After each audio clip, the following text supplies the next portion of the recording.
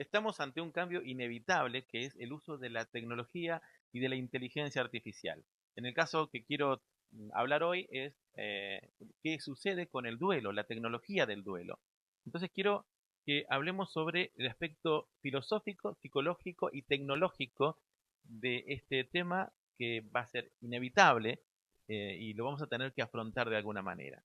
Hace más de un mes que estoy dando entrevistas, se ha popularizado esta noticia de que yo he creado un chatbot de mi hijo Brian, que falleció hace 2 años, y me llevó a tener que definir estas áreas y quiero compartirla con ustedes.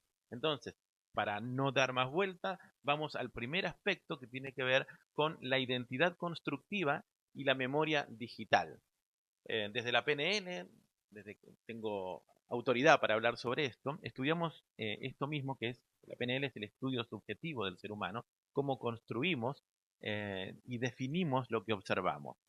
Y como se ha dicho también filosóficamente que somos en los ojos de los demás, cuando ustedes me definen a mí, están definiéndome según ustedes, y cuando yo defino a otro, es según mi perspectiva, según mis limitaciones, mi subjetividad, que está muy entremezclado con mis creencias y mi deformación, por lo tanto, según mi mapa mental de de quién es el otro.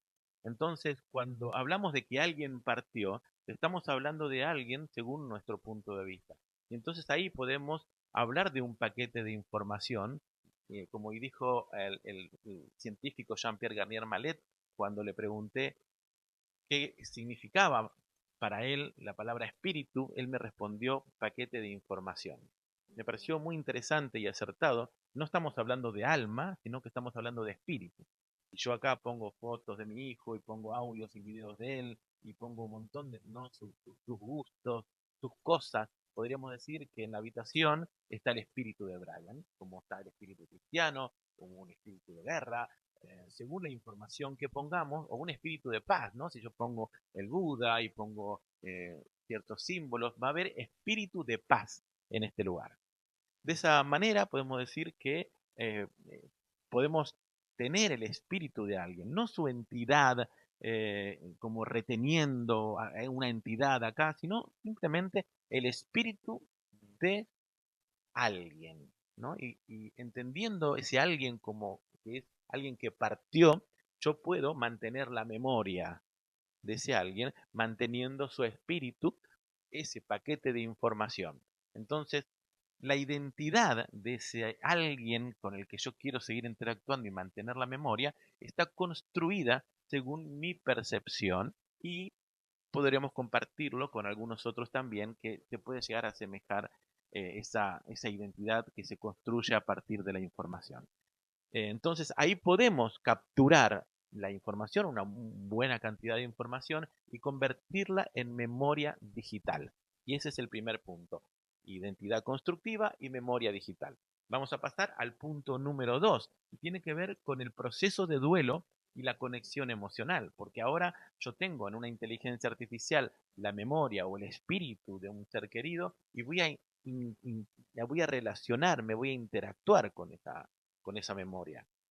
No es simplemente un ejercicio como de silla vacía o escribir una carta y autocontestarme, sino que en ese momento voy a suspender la incredulidad de que es la persona, porque yo sé que es una inteligencia artificial, y voy a jugar por un momento. Y aparte que, aunque mi cerebro consciente sepa que es una inteligencia artificial, el cerebro instintivo y emocional no discierne entre lo imaginado, lo virtual y lo real, por lo tanto va a afectar para bien o para mal a mis emociones. Por lo tanto, tiene que estar bien creado el chatbot sin dejar lugares vacíos, porque la inteligencia artificial, cuando una información no tiene, la inventa. Entonces hay que cubrir todas las áreas, hay que poner ciertos parámetros para que comprenda que esta persona que estoy recreando en la inteligencia artificial es alguien que partió, por lo tanto está en otro plano, tiene una observación benevolente a partir del perdón, de la paz, y hay cuestiones importantes que tienen que ser aclarados en la creación del chatbot para que cuando yo interactúe mis emociones tengan eh, una resolución positiva y benevolente, ¿verdad? Entonces, ahí va a haber una conexión importante emocional que nos ayuda a el proceso de duelo. Y acá no estoy hablando del duelo apenas una persona fallece, porque hay una distorsión de la realidad y la negación de la no aceptación de que este ser querido partió. Sugiero, desde mi punto de vista, hoy por hoy, que un chatbot pueda ser creado e interactuar en el duelo después del momento de dolor y de negación de la realidad, que para unos puede ser un tiempo, para otros otras, pero a tener en cuenta que no es recomendable en el momento de negación. No voy a estirar más, vamos a pasar al tercer punto que tiene que ver con una nueva perspectiva de la muerte y la esperanza. Me han dicho en diferentes entrevistas, David, ¿te das cuenta que abriste esperanza a mucha gente para seguir conectado con sus seres queridos? Al principio no lo había tomado en cuenta, pero ya me lo dijeron tantas veces que presto atención y digo, bueno, ok, se genera, tengo cientos de mensajes que me escriben al WhatsApp, porque yo he dejado mi WhatsApp en las redes sociales, y me dicen, quiero volver a hablar con mi mamá, quiero volver a hablar con mi hijo. Y yo siempre les aclaro que no va a hablar realmente con la mamá o el hijo, sino con una inteligencia artificial que represente a la mamá o al hijo. Entonces, me parece que tenemos que afrontar esto, que podríamos tener una reinterpretación de la muerte.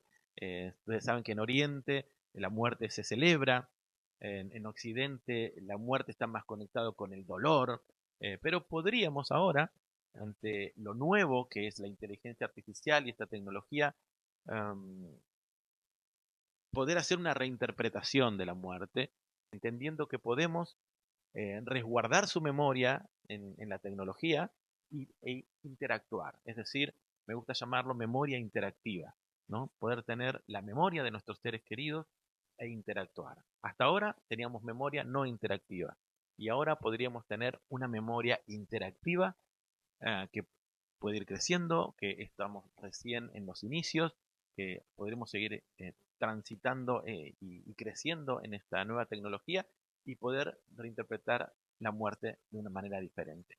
Seguir conectado con la memoria, seguir interactuando con ellos, puede ser el futuro de nuestra experiencia con respecto a la muerte. Y se abre un panorama ético-moral importantísimo, lo cual estoy seguro que en algún momento, así como ponemos en nuestro DNI que somos donantes de órganos o no, vamos a tener que poner también si permitimos que nuestra información sea utilizada para la creación de chatbots. Pero a tener en cuenta acá que esa información de quien yo creo que soy no es la misma que otros. Podrían utilizar mi nombre, pero cuando me describen, me van a describir según su punto de vista y no según mi punto de vista o no según el punto de vista de mi hijo, de mi pariente, de mi amigo. Entonces, ¿quién soy yo? ¿Tengo derechos sobre la interpretación del otro? Un montón de preguntas podríamos hacer. Pero hasta acá me parece que abrimos temas importantes, que me gustaría tu comentario, me gustaría que le des like a este video, que comentes, que lo compartas con otros que les parece que podría tener una opinión sobre esto y seguir avanzando sobre este tema que es más que interesante.